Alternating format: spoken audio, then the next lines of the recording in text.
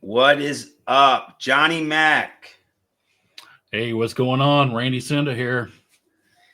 Hey, we just wanted to come in today and talk about some of the common mistakes that we see, dealing with pre-foreclosures. Randy and I, we do a bunch of different layers of pre-foreclosure outreach, and we deal one-on-one a lot with homeowners.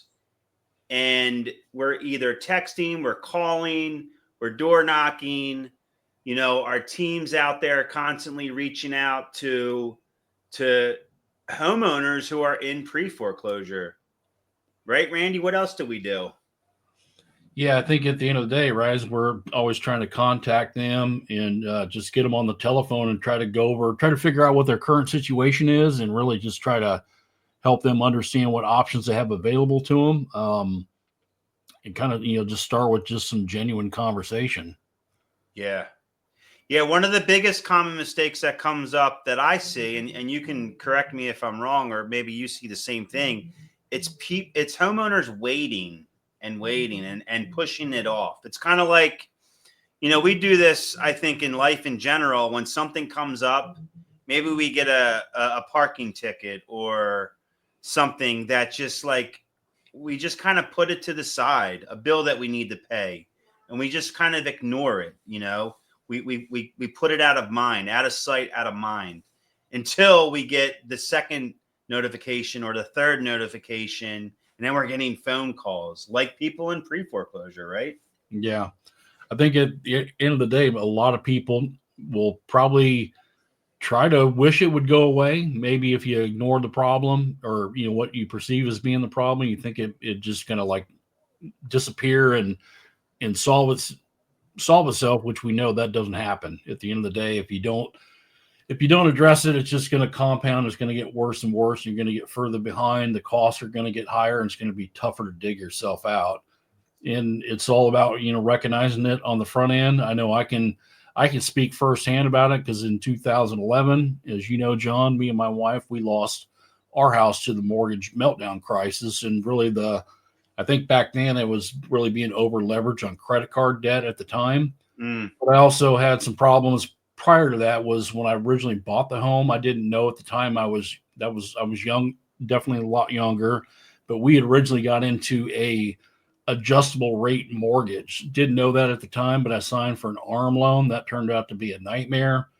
And one thing led to another, and essentially kind of the timing got to where we got over leveraged in credit card debt, and then the loan started being bumped up percentage rate wise because of adjustable rate.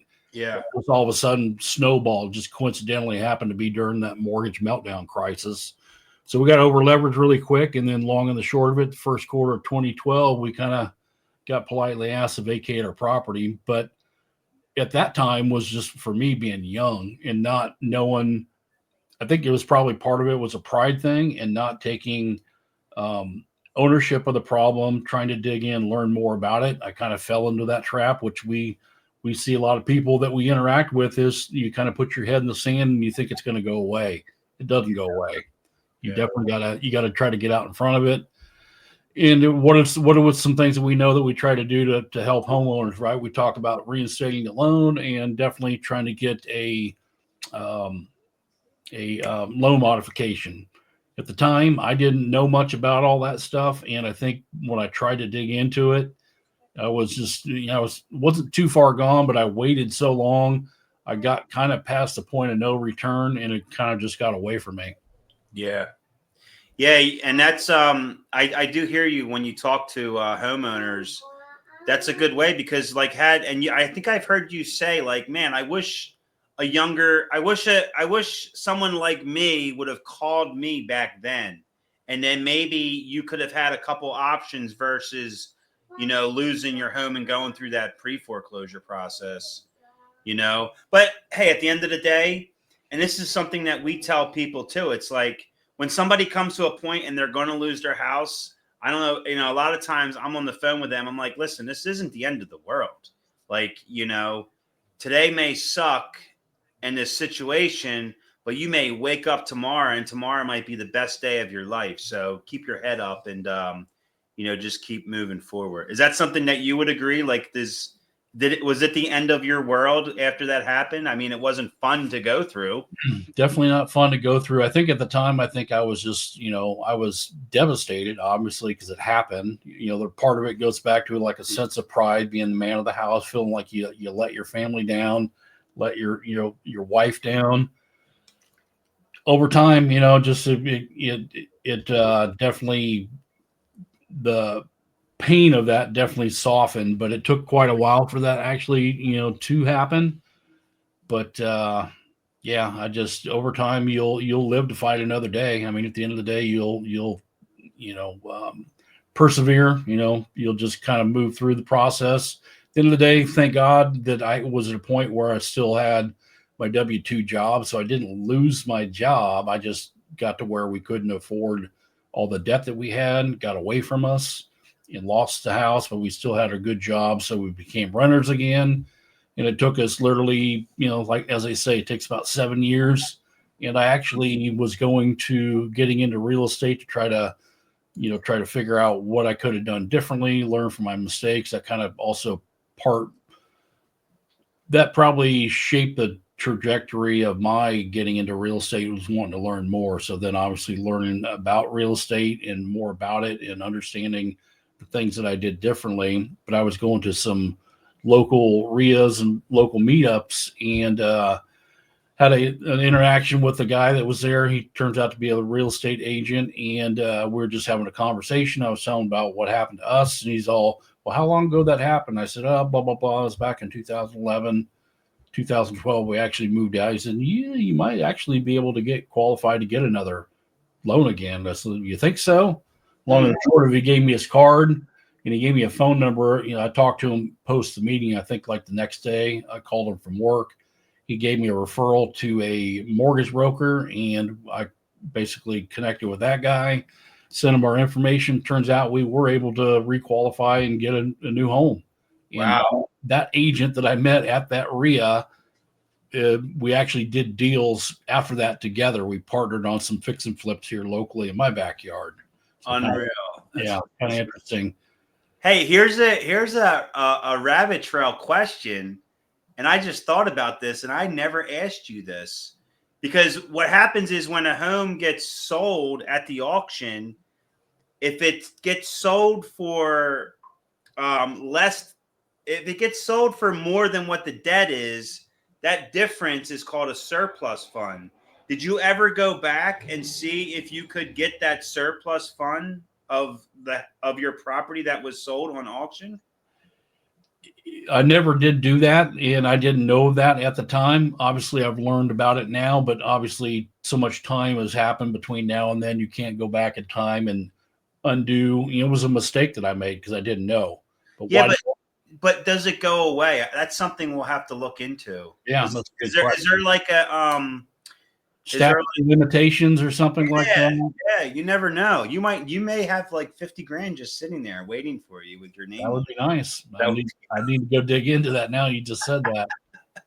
All right. Well, we're helping homeowners in the Philadelphia market. You're over in Northern California, Sacramento, right? Yep. We're working in Georgia, Florida, North, and all the Carolinas, pretty much states that information's available and we can see the notifications, because that's where we pull a lot of our data from, and we reach out to homeowners. Texas, and we're also, when we reach out to them, it's important to enter or come with value, because when you're in pre-foreclosure and you get all your information becomes public and notifications and the notice of default, you have people calling you left and right. So what we try to do is we try to come into the conversation, to knock on the door, and then bring value. At the end of the day, yes, we are investors, and it's either you try to help a homeowner save their house, but sometimes you help them by saving their equity. And what does saving their equity mean? It means buying their property before it goes to pre-foreclosure. So, but yeah, common mistakes is definitely waiting. What we inform people is like, it's best to just talk to the lenders, see if you can do like a loan modification, see if you can work out payment plans.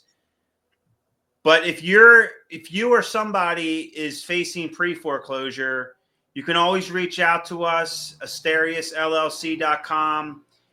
And I would just recommend that you face it head on and just deal with it and don't let it rest, because Randy and I get too many phone calls, and it's sad when somebody's like, hey, I need help, after we spoke to them months ago, and we're like, when is your auction? They're like, it's today, and sometimes we can work it out at the last minute, but we get a lot of those sad stories where they sell their house on the auction and now they got to deal with that, so yeah. Appreciate everybody. Keep click the follow link and join us and get some quick tips. And if you're looking for a team, DM us team, reach out, help us to help homeowners and save some houses. So let's Okay. go. All right. Appreciate you. See you, Randy.